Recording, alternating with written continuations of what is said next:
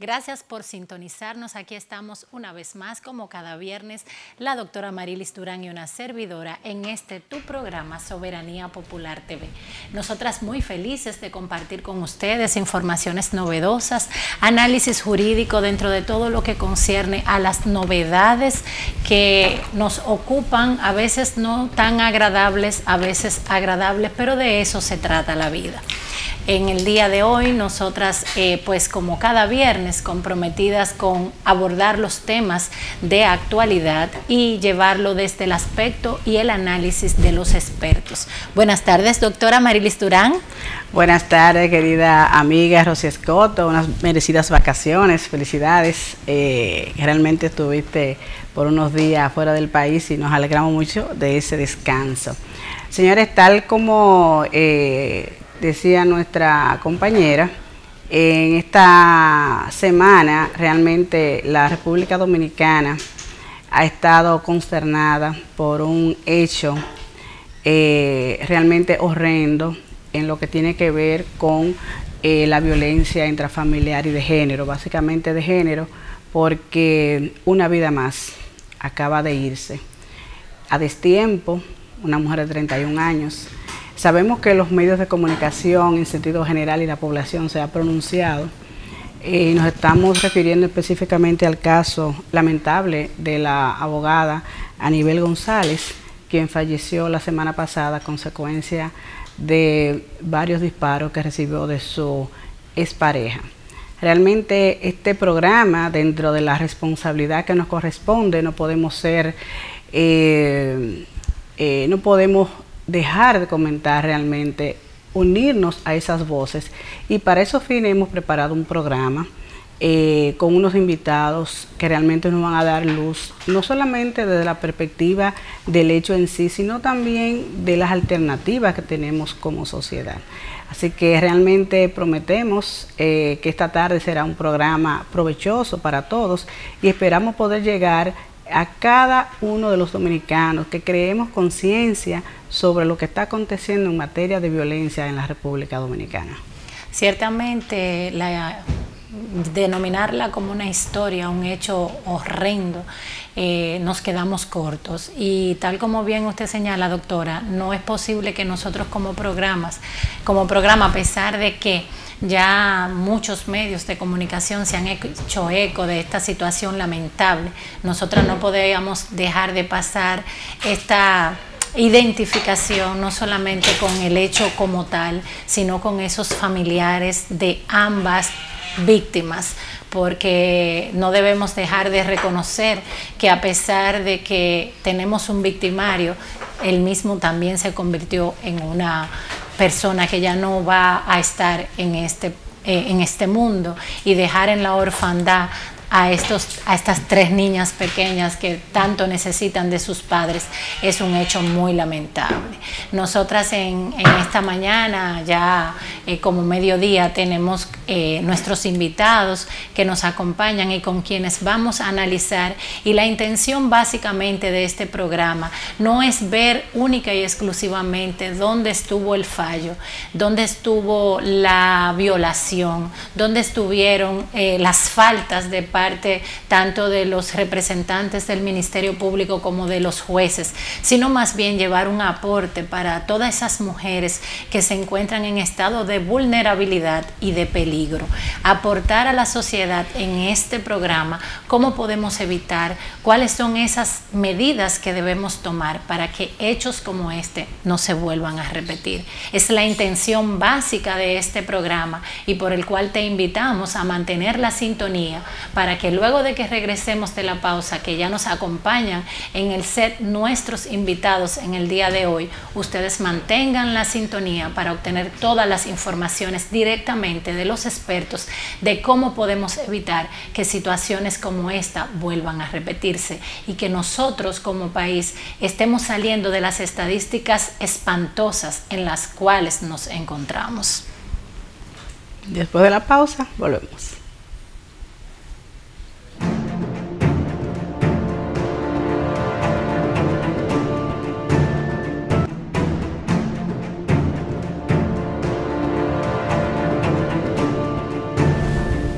Gracias, estamos de vuelta aquí en tu programa Soberanía Popular TV.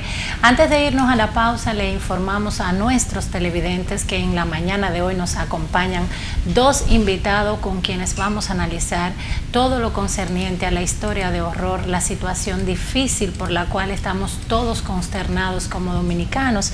Y hoy nos acompañan la señora Yanira Fonder de la Fundación Vida Sin Violencia y el licenciado Luis Vergés, psicólogo y terapista familiar, y además es el director del Centro de Intervención Conductual para Hombres.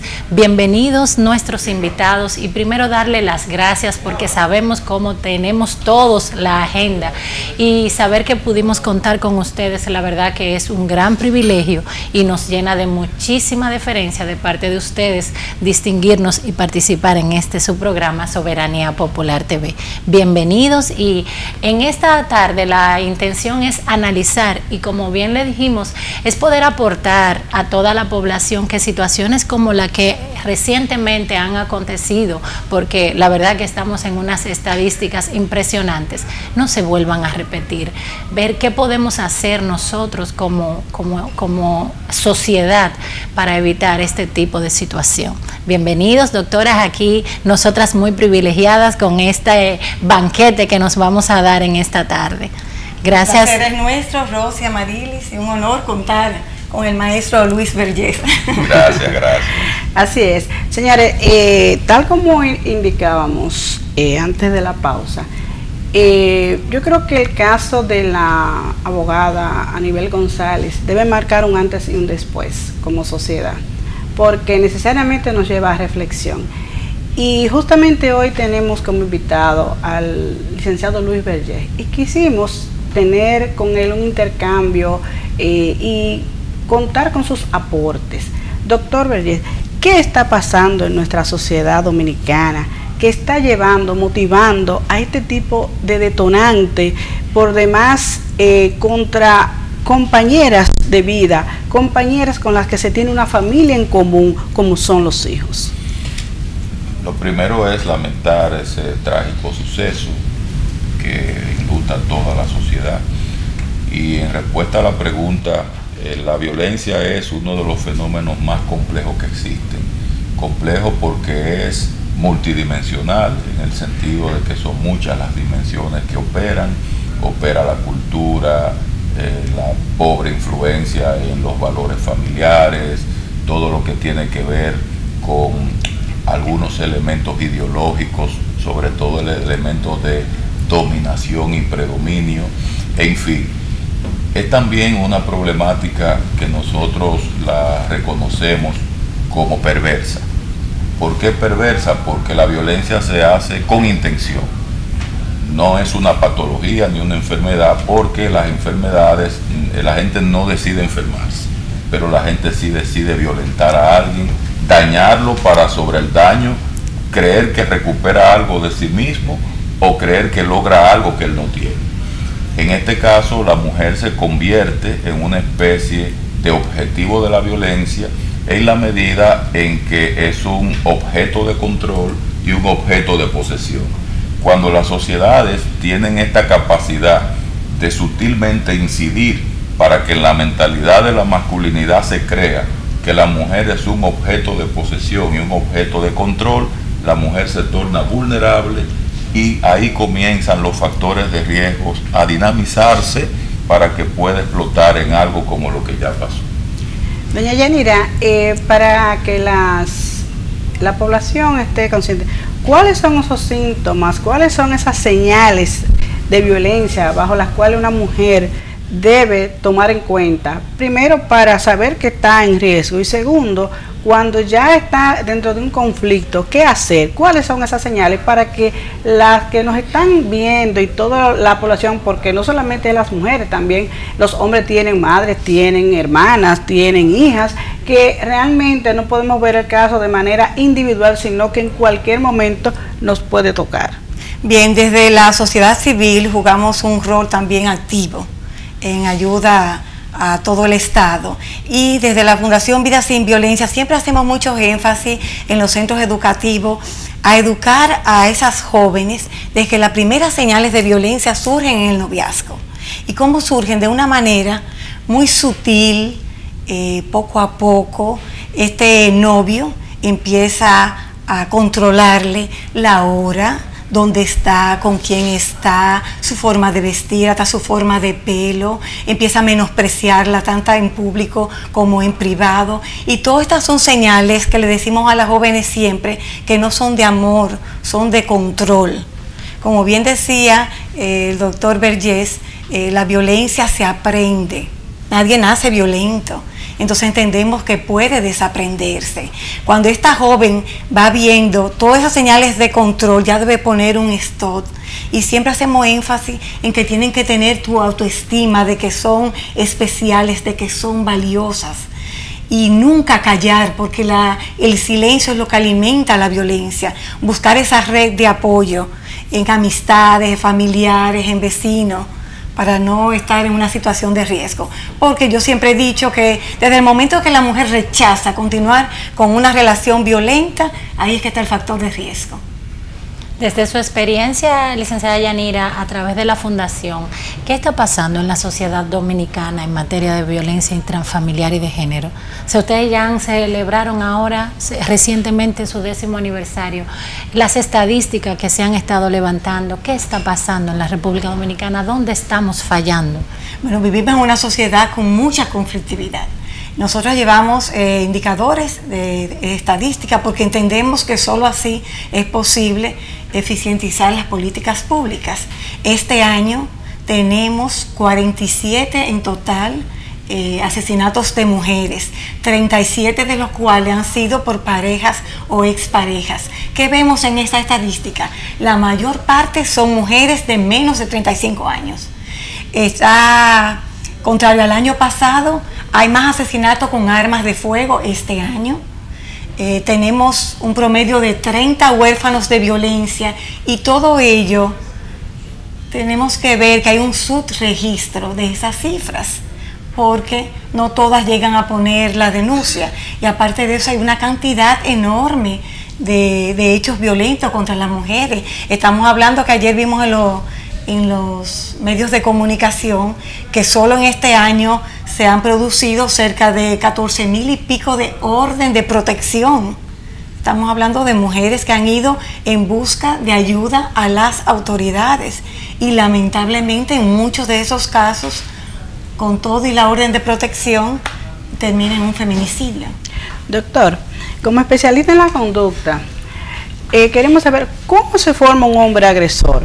En el sentido de que hablaba fuera de cámara con mi compañera, hablamos mucho de la educación, pero también ¿en qué influye educación y formación? Porque tenemos casos en donde personas que es posible que tengan una educación, un nivel de educación bajo, no son violentos, y muchas veces te encuentran hasta con profesionales ya de universidades y demás formaciones que son violentos. ¿Cuál es la posible causa? ¿Cuáles son los indicadores, doctor, que hacen precisar cuando un hombre es violento?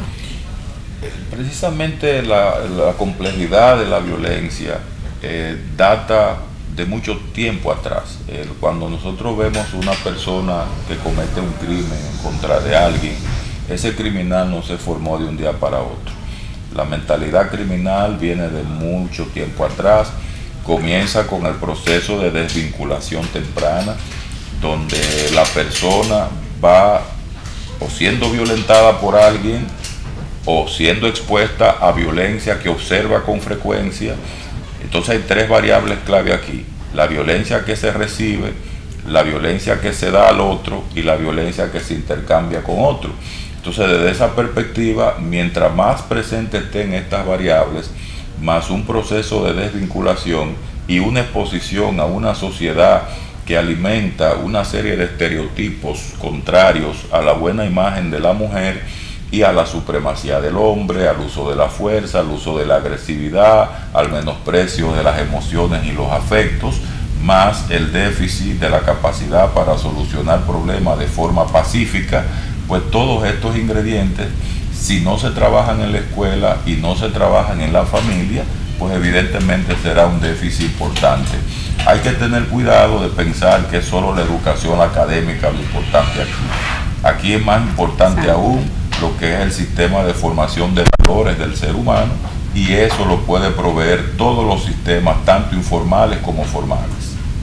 Sí, yo estoy totalmente de acuerdo, y era el punto que analizábamos precisamente fuera del aire la doctora Amarilis Durán y yo, y era, básicamente vemos personas con niveles académicos, profesionales, ya con una formación acabada, sin embargo estamos frente a personas agresivas. Entonces, ¿de dónde le viene? Analizábamos lo que sí es que una persona que no tiene formación alguna a nivel académico y que encima de eso tiene una conducta agresiva, yo pienso que hay dos elementos que explotan de manera impresionante. Sin embargo, cuando vemos personas con niveles de formación, sin embargo son agresivos, tú dices, ¿de dónde le viene la conducta? Y escuchando diciéndolo, doctor, que eso no es una enfermedad, que regularmente lo justificamos en ese sentido, es que es enfermo. Viendo al especialista que nos dice no es una enfermedad, entonces es una conducta aprendida. Sí, obviamente es una conducta aprendida. De hecho, la Organización Mundial de la Salud y la Sociedad Americana de Psiquiatría tienen diferencias muy grandes en ese aspecto. Una enfermedad es una condición que crea un nivel de discapacidad, tanto emocional, tanto cognitivo-conductual. Violencia es hacer daño con intención.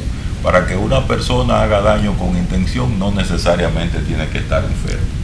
Qué bien. Exactamente. Es importante precisar, y aprovechando la presencia de los especialistas, los tipos de violencia, para que también los amables televidentes puedan identificar los diferentes tipos de violencia, porque nos estamos enfocando lamentablemente y ante una realidad como el hecho que acontece, que fue una violencia directa, inmediata, pero hay otro tipo de violencia que nos gustaría que ustedes nos ilustraran, doña Yanira, para que tomemos conciencia de cuáles son esas tipologías y sus características. Claro, la que más notamos siempre es la física, porque es la que más visualizamos, pero está la violencia psicológica, que dicen los especialistas en la conducta que marca más, porque esa víctima llega un momento en que el miedo la paraliza, en que siente un estado de ansiedad, de vergüenza, de aislamiento por parte de ese agresor, que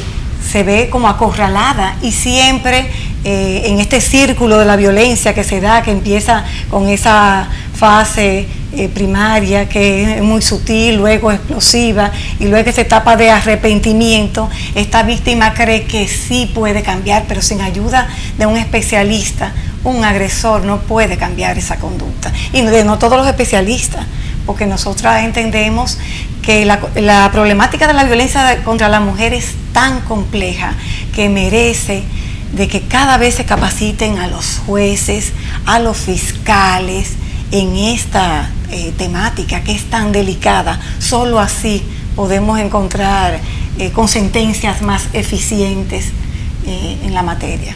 Doctor, cuando hablamos de violencia económica, licenciado Vergés, que también es un elemento de control dentro de lo que es el hogar, dentro de lo que es la relación de pareja, en la experiencia que usted ha podido tener, yo sé que en sus consultas, y sobre todo como director del Centro Conductual de Hombres, ¿cuáles son esas diferentes manifestaciones alrededor del orden económico que se da en el seno de la familia y lo que es la relación de pareja? Sí, muy fuerte, sobre todo porque cuando hay carencia en la parte económica, ahí estamos en presencia de un fenómeno que recibe el nombre de un estresor psicosocial. Es decir, la persona cuando está mal económicamente comienza a estresarse por esa precariedad, porque no tiene acceso a la satisfacción de ciertas necesidades que son fundamentales. Esto se agrava más cuando hay hijos de por medio, en hogares monoparentales, donde en más de un 40% de las veces la mujer está sola, tratando de echar para adelante a estos muchachos, y en su imaginario fantasioso, ella piensa que arreglándose con el agresor va a recibir una ayuda económica para echar a andar esa familia, de la que por razones naturales, porque la madre tiene un vínculo primario con los hijos, y por razones sociales que la designa como el centro del hogar, pues esta mujer a veces pone adelante eso por encima de su seguridad. Y muchas veces pasa, y pasó en este caso también, que se escucharon comentarios donde se decían, es que yo no quiero que mis hijos piensen mal de él, yo no quiero que mis hijas crean que él es un mal hombre. Entonces fíjate cómo en un momento de riesgo, un momento de peligro, aún así una mujer saca de abajo para intentar proteger la imagen del padre del hijo. Y ya cuando el asunto es económico es mucho peor, porque ya hay lo que se llama ahí una carga legítima, una carga objetiva, porque hay que darle respuesta. Este parece que no era el caso, en la parte económica aquí no fue lo fundamental, pero sí es un método directo e indirecto que se usa como arma de chantaje, como una manera de presionar a la mujer para que se mantenga en una relación donde ella ya no quiere pertenecer. Y de hecho se ven muchos casos que ponen las denuncias y luego las retiran, pero el Ministerio Público está llamado a continuar con el caso. Claro que sí.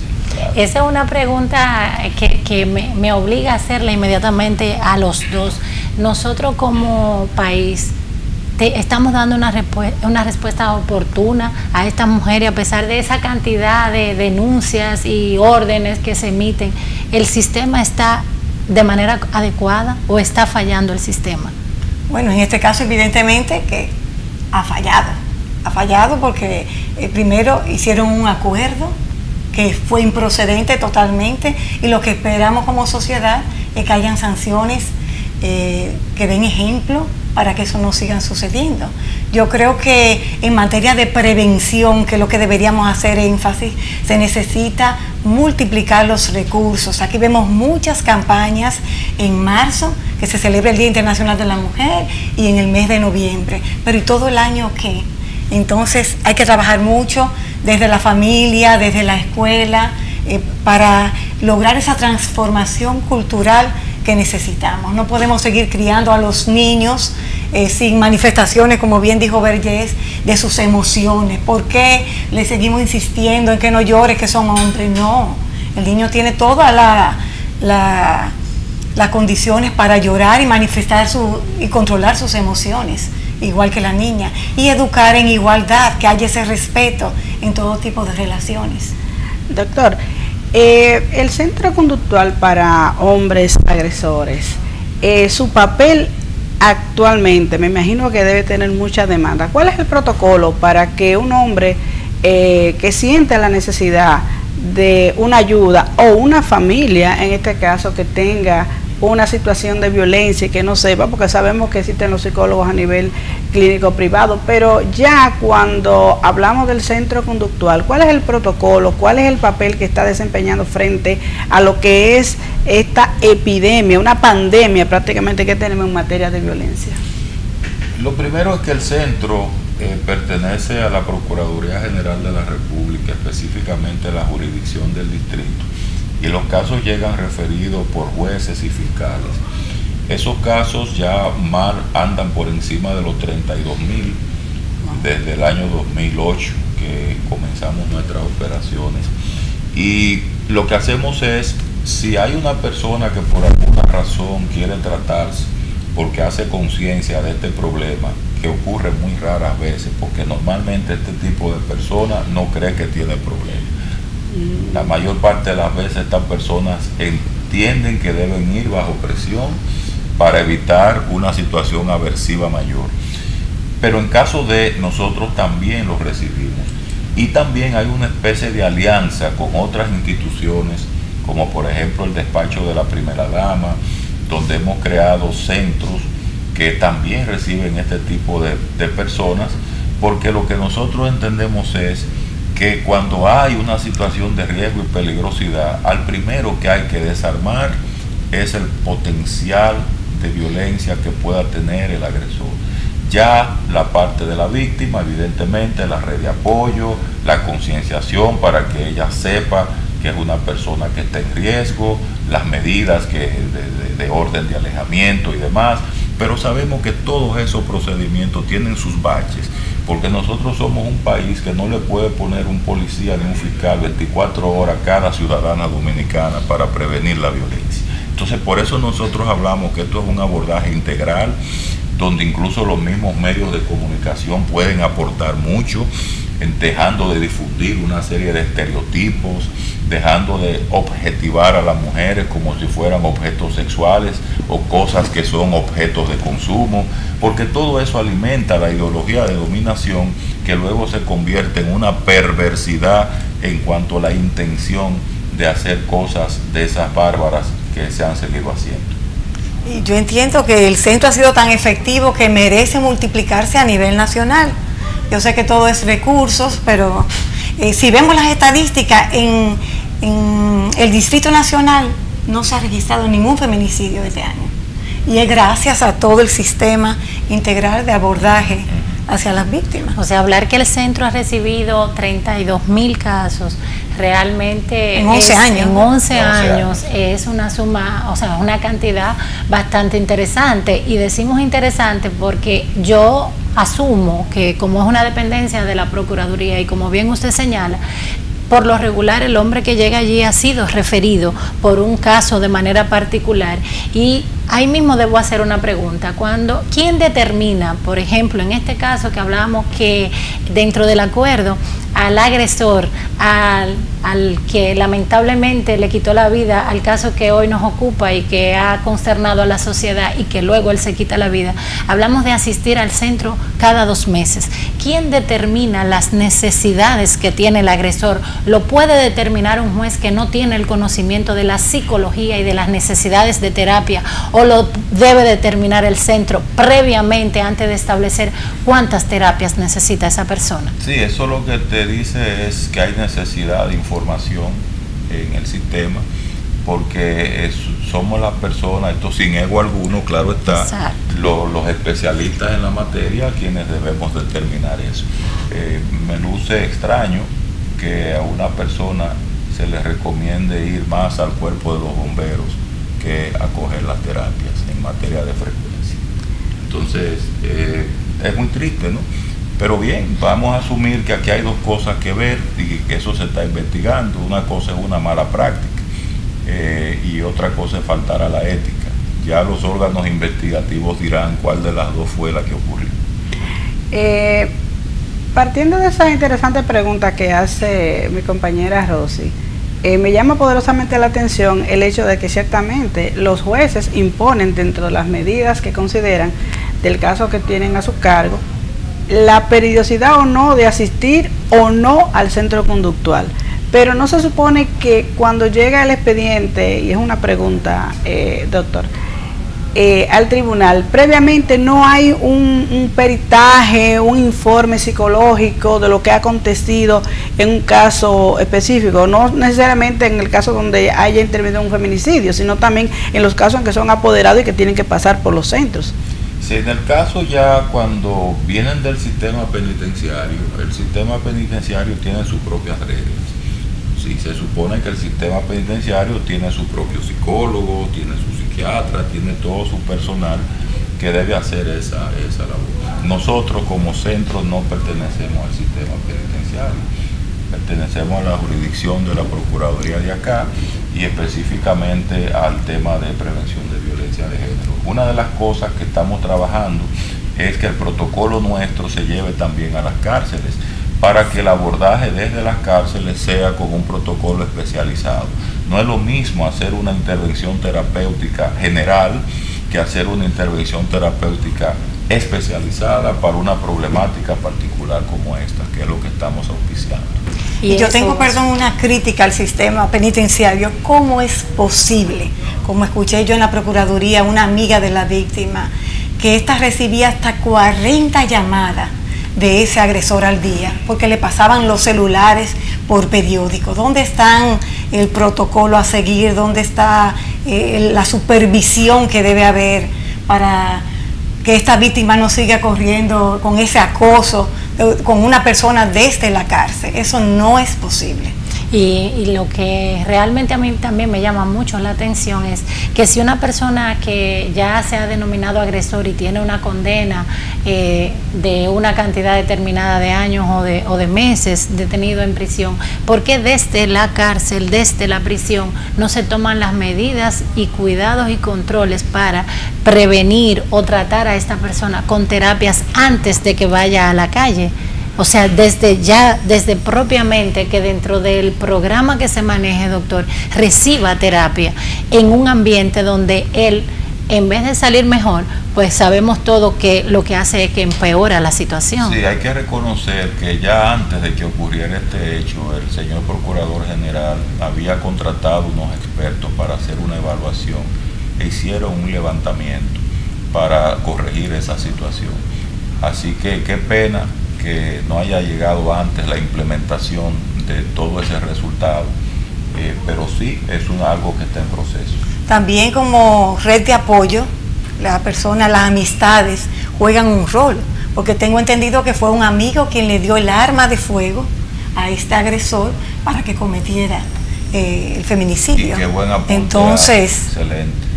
Hay que llamar a la reflexión en ese sentido. Y más una persona que por sí mostraba un comportamiento ya agresivo, impulsivo, que manifestaba él que necesitaba ayuda porque tenía una obsesión con la víctima. Es importante que tomemos conciencia de un término que escuché que el doctor Iberiez usa mucho, que es la doble fachada, donde las personas, como es natural, cuando quieren salir de un problema, pues se pintan como ovejitas en este caso, y justamente entiendo que ese amigo tomó esa mala decisión de prestarle un arma de fuego. No imagino que sea él sabiendo que iba a cometer el hecho, sino tal vez el agresor lo que pudo haber establecido como excusa que mira, yo soy un comerciante, no puedo estar en la calle desprotegido, y bajo esa premisa y entendiendo que tal vez no iba a cometer ese hecho, pues se toma el riesgo de una persona incluso comprometer su responsabilidad civil y hasta penal prestando un arma de fuego, que es una responsabilidad individual de cada ciudadano. Ahora bien, doctor, partiendo de la realidad que se vive en las cárceles dominicanas, que por demás sabemos que hay mucho hacinamiento, muchas precariedades, que muchas veces no brindan las condiciones para una reinserción adecuada, ¿qué le parece a usted si se pudiera contemplar que esos hombres agresores, muchos de ellos que gracias a Dios no han llegado a feminicidio, pero que pudieron haber llegado, pero que tienen unas características, poder crear cárceles que sean especializadas para que puedan ser recluidos los hombres que cometen violación a la ley 2497, violencia contra la mujer, de modo tal que segregados puedan recibir las terapias de manera más directa y sobre un ambiente donde realmente el ser humano pueda tener mayor receptividad, porque sabemos la hostilidad que hay en las cárceles donde están con todo tipo de delincuentes.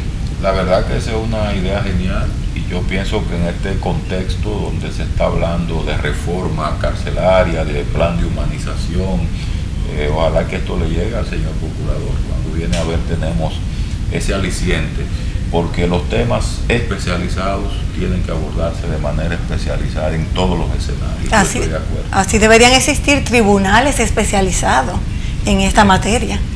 Ojalá. Sí, ojalá. Y realmente lo hay en España. Y realmente la sociedad civil debe seguir haciendo su trabajo en el sentido de crear las presiones y sobre todo los apoyos para que esto llegue a realidades, porque yo, al igual como plantea doña Yanira, soy de opinión que es necesario incluso los tribunales especializados. ¿Por qué? Porque llama mucho la atención. Nosotros tenemos tribunales especializados en materia administrativa, doctor.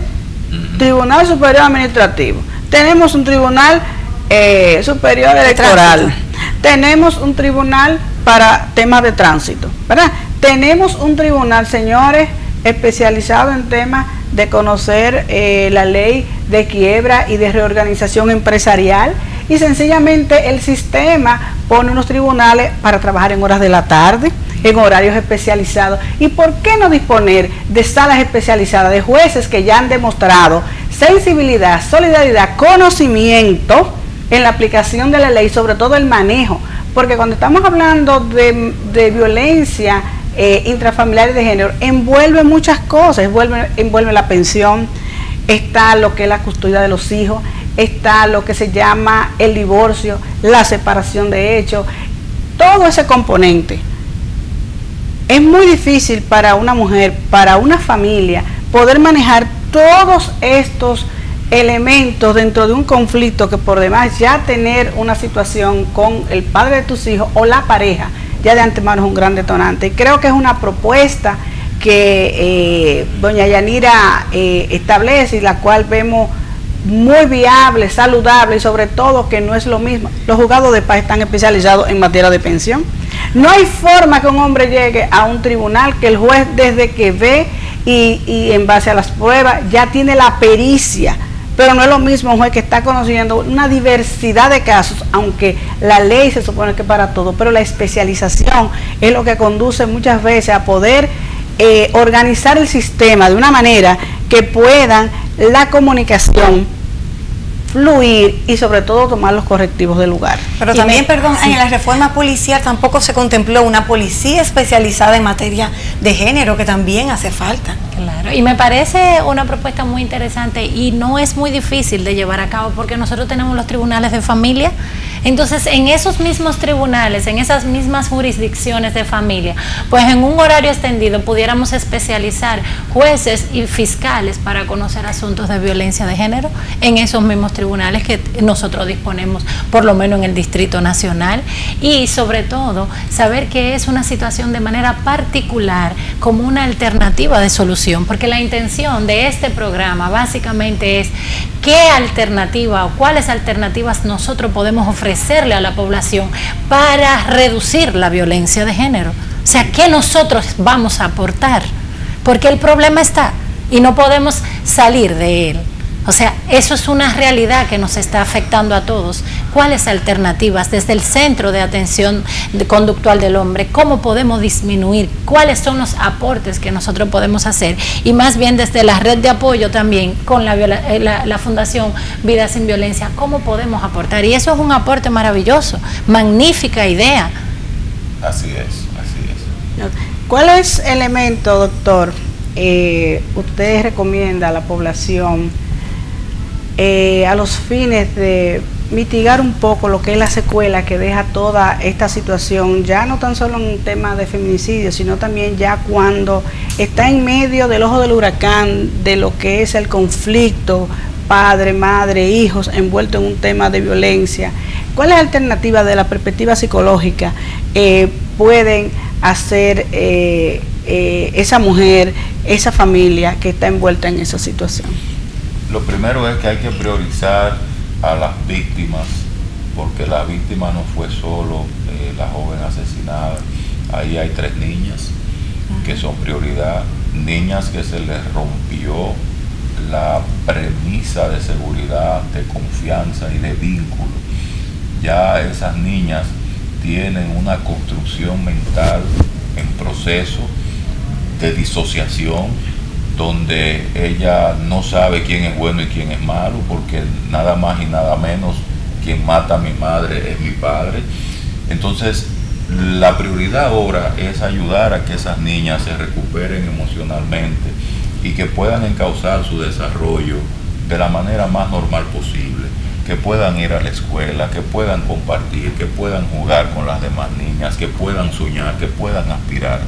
Y todo el que rodea a esas niñas tiene que ir garantizando algo de ese afecto y de esa compensación para todo aquello que las niñas perdieron. Muy importante. ¿Cuáles algunas líneas, alguna línea de teléfono que una persona que se sienta en algún estado de vulnerabilidad, alguna situación de peligro puede accesar adicional al 911, que ya sabemos que de momento puede resolver? Alguna línea de apoyo, ya sea de la Procuraduría o como bien la Fundación Vida Sin Violencia, puedan ofrecerle a cualquier mujer que se encuentre en un estado de vulnerabilidad? Sí, hay varias líneas gratuitas. Las 24 horas y los 7 días de la semana. Tiene línea vida, la del Ministerio Público, que es 809-212-02. El Ministerio de la Mujer también cuenta con asterisco 212, si mal no recuerdo, a través de los celulares, y recientemente la Vicepresidencia de la República también puso en operación una línea de auxilio, no recuerdo ahora mismo el número, es de reciente creación, pero todas estas líneas ayudan mucho y hay que buscar la ayuda de las autoridades, eso sí. Y doctor Luis Berger, ¿algún número de teléfono de que algún hombre que se sienta en la necesidad de acudir al centro que pudiera accesar sin necesidad de ser remitido por por vía de la Procuraduría? Sí, nosotros tenemos el 809, tenemos el 221-9080, ahí pueden llamar. De verdad que ha sido un programa más que destacar ya lo que no se puede recuperar, que es la vida de Aníbal González, pero sí quisimos hacer un programa de la perspectiva de la psicología, de lo que es los hechos que se dan alrededor de todos estos casos, señores, y sobre todo llevar conciencia a fiscales y jueces, que pensemos que hoy es Aníbal González, mañana puede ser tu hermana, tu amiga, tu comadre, una ciudadana, que creemos conciencia como parte del sistema, de que cuando tengamos una decisión que tomar, se pondere no solamente desde la perspectiva de la ley, sino también desde la perspectiva de la realidad que se vive como país, y que tratemos de aportar, de que la ley se cumpla y que realmente se disminuyan los favoritismos porque se trate de tal o cual ciudadano. Todos tenemos derecho, y todas las mujeres y los ciudadanos tienen derecho a una vida sin violencia. Gracias a nuestros invitados, la verdad que el tiempo en televisión pues realmente se esfuma, pero tenemos el compromiso del aporte cada viernes en tu programa Soberanía Popular TV. Gracias doctor Vergés, gracias la licenciada Yanira Fonder por acompañarnos y a ustedes por sintonizarnos. Hasta el próximo viernes y recuerden, la paz que prime siempre.